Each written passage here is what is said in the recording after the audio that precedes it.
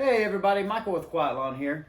The topic of this video is talking about some issues I've had this year with lack of leadership from my own part and the resulting employee issues that has caused. This is something that I've struggled with. I think lack of this skill set on my part is the reason we're stuck in that $500,000 mark and we haven't really pushed through to $1 million plus. But I feel like as far as systems and pricing and numbers, sales, we're pretty good at that. We're not great. We can always improve, but I think that part we've figured out pretty well as far as how to price stuff, how to price it profitably, how to sell it, how to get the work done efficiently. I think we're pretty good at that. But putting all those systems into place.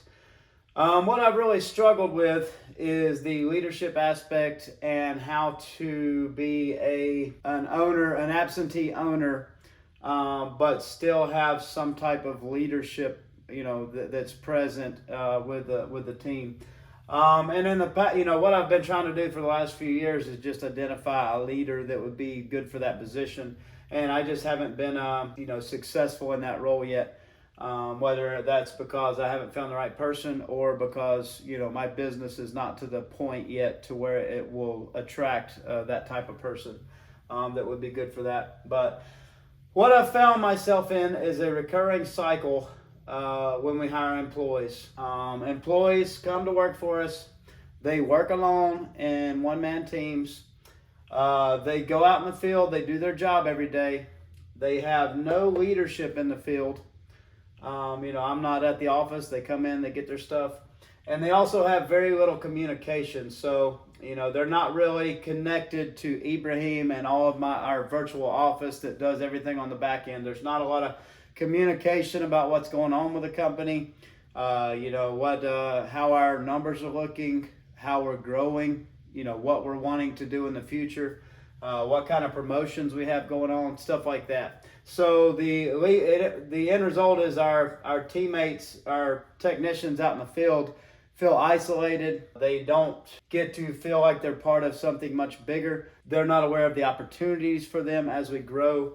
And after a while of doing that, and understandably, they probably feel like this is a tough job, that's dead end job, there's no opportunity for them to move up.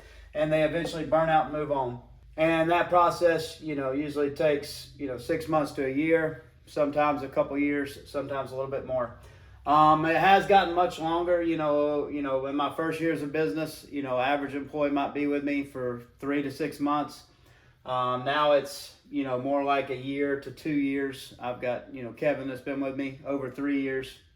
So I am seeing that we are getting gradual improvement, but especially when it comes to mowing, it's really hard to keep somebody for more than a season. They're usually burnt out by the end of the year, and they finish out the season, and then they go find something else. And the money is great. We pay awesome, especially in our area. They make really good money, so it's not the money that is the reason they're leaving.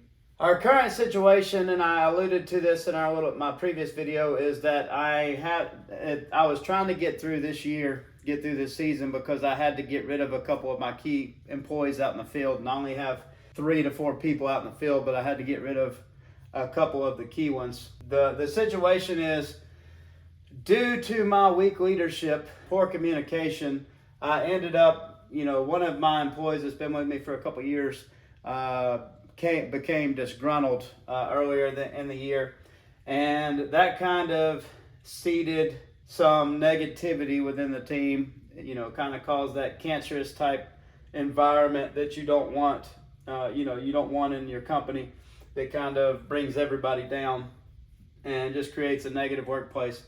So what happened is I had somebody that's been with me for a couple years, really nice guy, good performer, good technician. My goal for him when I hired him was to eventually bring him up into the role of being that general manager type person. After him being with me for about a year and attempting to try to add different roles like that, I understood that wouldn't be a good fit for him.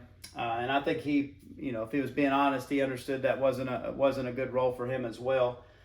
Instead of being man enough a big enough leader to have that conversation with him and be like, hey, I don't think, you're a good fit for this manager position, but I think you're a great technician. I think this is the role you should be in.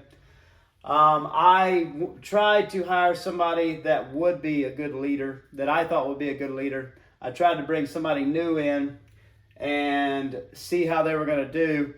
And then if they ended up seeming like they were going to be a good fit, I was going to, have that conversation with my existing employee and let them know, like, hey, this person, I'm going to have them do the manager role, and, and kind of see where the chips fall.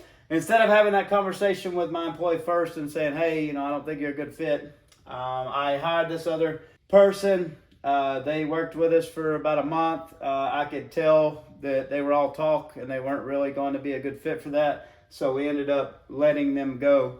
But I never had any of that conversation with this employee. I never had an intention to replace him. This manager was going to be in addition to him. But probably in his mind, with me not having any of this communication with him, he thought I was bringing somebody in to give them the role that he thought he was going to get. And two, he maybe thought that person was going to replace them and we were going to be getting rid of him. So, all that was due to weak leadership on my part, not communicating the situation and being honest with him about how I felt, he would, not be good for that role. So it ended up leading to a big drop in performance from him. It had a big change in attitude. And, I take full responsibility for that. What started it. And it just got to a point where it was, the relationship couldn't continue. I had another employee that, that I had to end up letting go as well.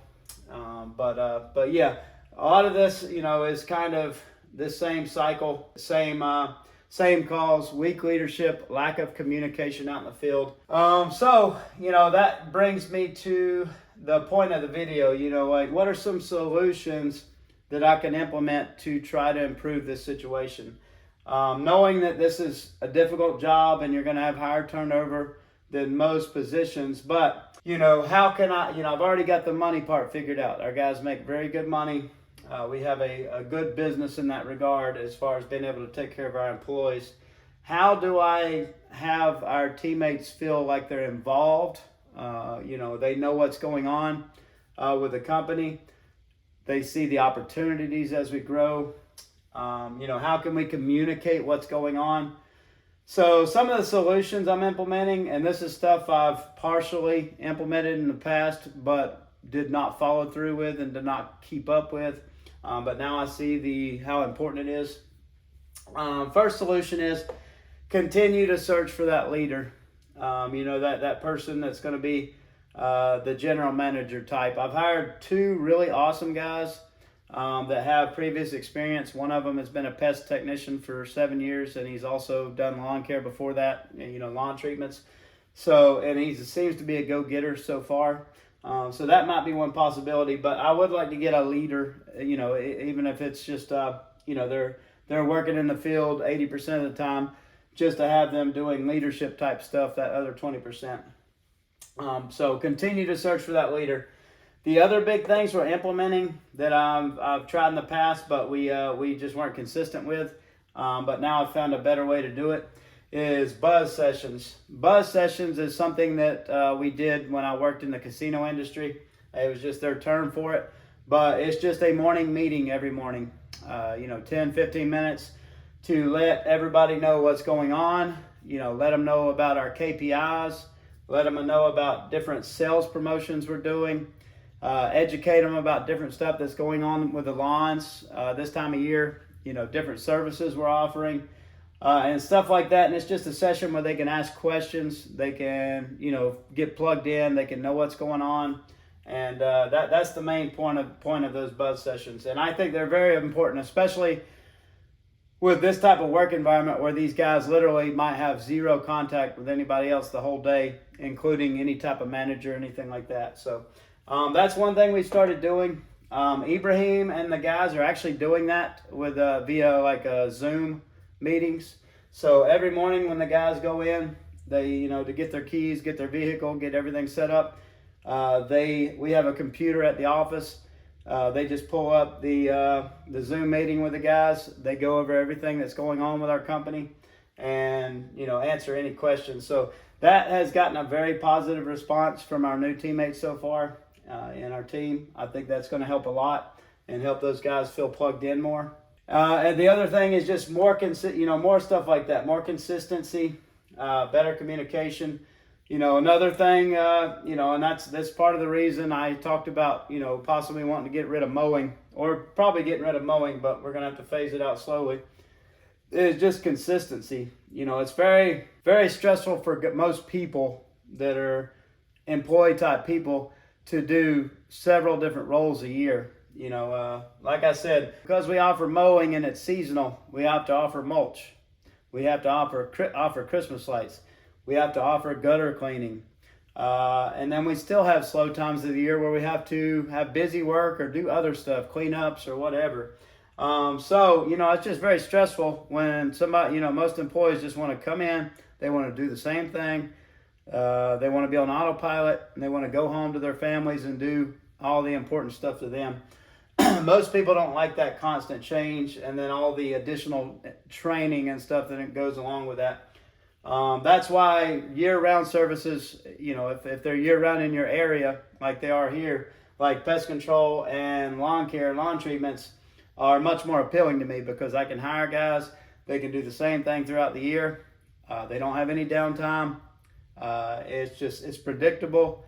It's consistent, and that tends to draw much longer-term employees than chaotic things like seasonal services. But being more consistent with that, being more consistent about how we schedule the guys, trying to get their routes to where they don't have a short day this day and then they're working till 6 or 7 o'clock another day. Trying to communicate a week in advance what they're going to be doing each day the following week, so they don't come in, because I found this is another thing that stresses them if they don't know what they're going to be doing tomorrow. So they might come in today and they're mowing, they might come in tomorrow and they're doing mulch or lawn treatments, but they don't know that before they come in, and that stresses them. So having that stuff laid out with the understanding that there's stuff that can happen like weather and all that could change that. Stuff like that, more consistency for them.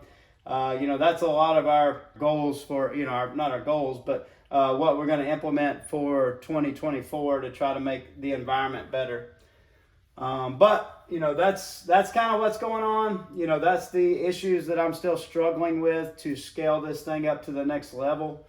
I think, some of these solutions are already helping a lot. I've hired some really good people. As I've talked to before, the job market seems to be getting better. You seem to have better and better candidates that are being freed up because of the slowing economy. So, I'm excited for implementing this stuff in 2024. I hate that I failed again as a leader, but, it's just a constant thing. You can't beat yourself up about it. You got to learn from it, take lessons forward, and try to improve for your next employees. Until you get to that point where you're a place that, there's a waiting list for people wanting to work with you. But anyways, I hope you're all doing well. I hope you're all ready for Christmas. I hope you had a good, successful season. Merry Christmas to you all, and I'll talk to you soon.